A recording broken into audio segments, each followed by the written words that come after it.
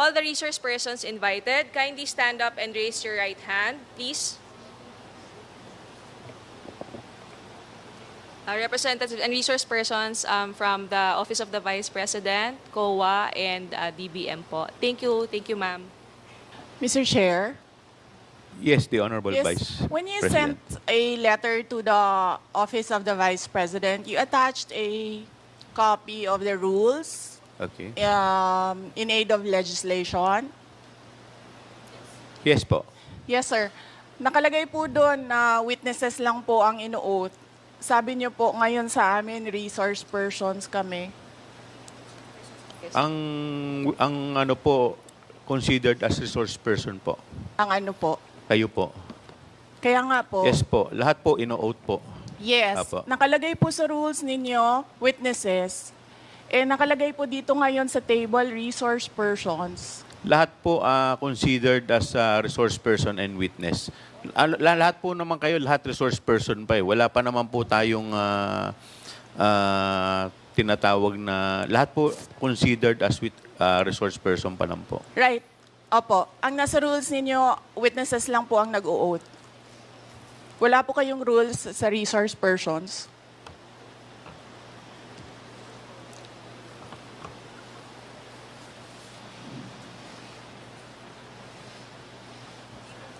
Ma'am, ano lang po yun eh. Yung term lang po yun eh. Pero considered as resource person din po kayo eh. Yes, sir. Opo. Resource persons nga po Kayo nakalagay witness dito. din po at saka resource person po. Hindi niyo po sinabi na witness ako. Sinabi niyo po dito ngayon, resource persons. Ang nakalagay po sa rules ninyo, witness. Comsec, ano po yung pinadala po ninyo? Yun pong rules in aid of legislation.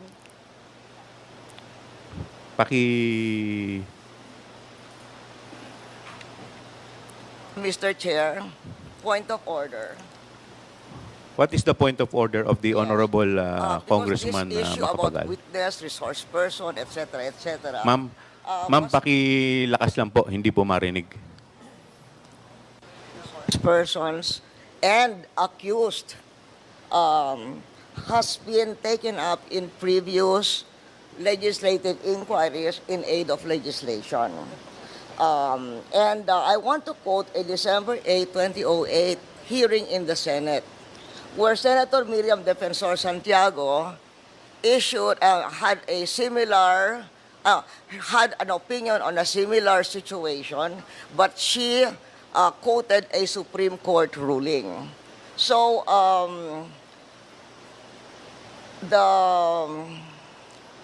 the Constitution provides that no person shall be compelled to be a witness against himself.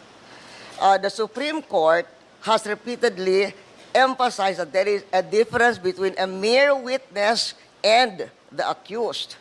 And it can appear from statements and privileged speeches that there is that a person who is the subject matter of an adverse privileged speech is not a mere witness or a mere person of interest, meaning a suspect.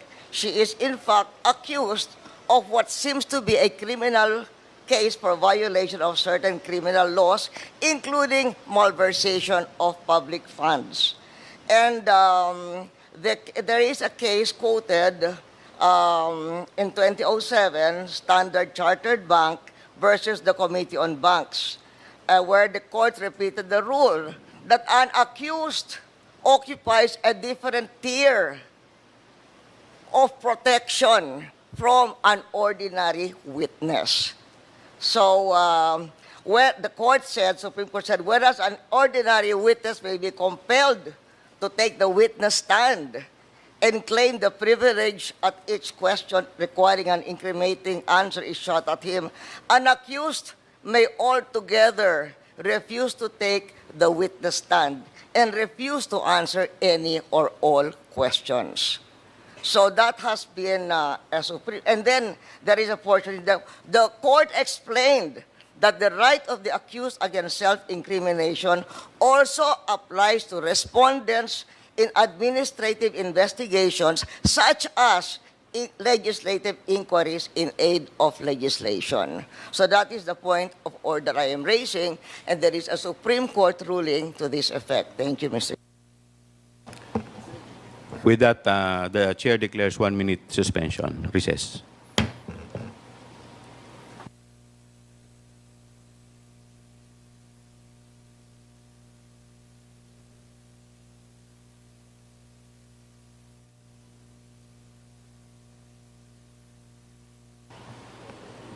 Hearing resumes.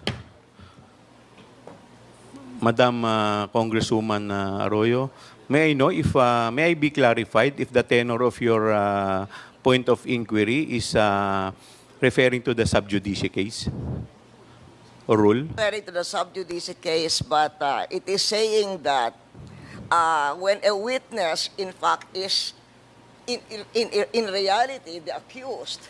Ma'am, pakilakas po ng konti. Medyo hindi ko po... What he's saying is that if by the nature, for instance, of the privileged speech, if the witness is not a mere but the person being asked is not a mere witness or a mere person of interest, he is in fact the accused of what seems to be a case including malversation of public funds.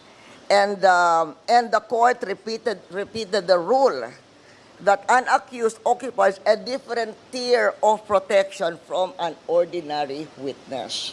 So from given what Miriam Defensor Santiago said and the Supreme Court ruling that she's quoting, we cannot we cannot just trivialize. Kasi you're just a witness. You're a witness. Pareho na rin yung witness, resource person. They are not the same. The Supreme Court says they are not the same. And somebody who appears to be the accused has a different tier of protection from a witness. And in fact, can refuse to take the witness stand. Congressman Flores, you're recognized. Mr. Chair, this is an inquiry in aid of legislation, and no one is technically accused of any wrongdoing here, Mr. Chair. Mr. Chair, look at the speech. Ma'am, Look at the please, speech, Mr. Chair, ma'am, the privilege. please wait to be Mr. recognized Chair, first. may I request a Wait. 1 I will- minute I will- recess? 1 minute. 1 minute Thank recess you. declared by the Yes. chair.